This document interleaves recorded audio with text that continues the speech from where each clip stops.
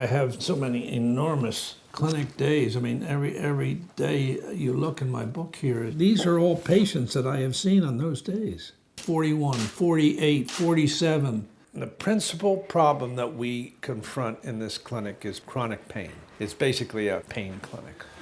Well, take a seat there, young lady. Now, Tunde, you're dealing with irritable bowel syndrome, which is a weird disease. How does a cardiac surgeon end up getting involved with cannabis?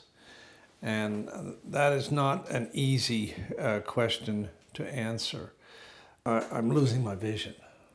And when you're a heart surgeon, the worst thing that can happen to you is to lose your vision. So that's really one of the things that encouraged me to go into this thing. I smoke, or I vaporize a little bit in the morning before I go to work. Sometimes if I've had a hard day and I've sat in a chair too long, and I will use it in the smoking area at work. And then of course at night. Yes. But I don't smoke all day long. Now, there are doctors who know one hell of a lot more about cannabis than I do. You know, there are a lot of people working in this clinic that know more about which strains are acceptable for what things. They know more about that than I do.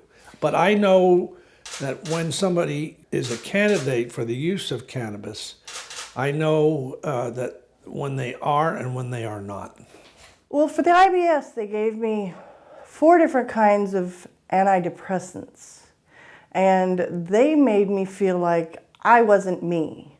So when I got off of those and I started marijuana, I felt like me and I could move around and, you know, it still hurts. I mean, it doesn't completely dissolve the pain, but I could be an active person in society.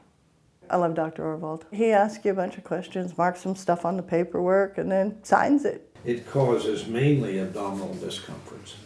And by using cannabis, and either orally or by inhaling the vapor, you can help to control that discomfort. One of the problems that we have today in medicine is excessive use of narcotics and opiates, which has escalated over the past few years, and those few years and that it has become such a severe problem are the years that I have recently spent here, because I see it every single day. I don't criticize the patients, I criticize the doctors, because the doctors are the guys who are handing out narcotics and opiates like they're candy.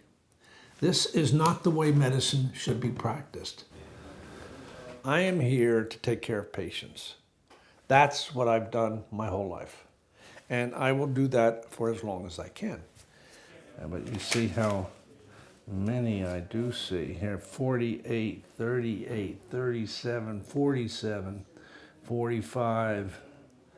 Mamma mia, that's enough.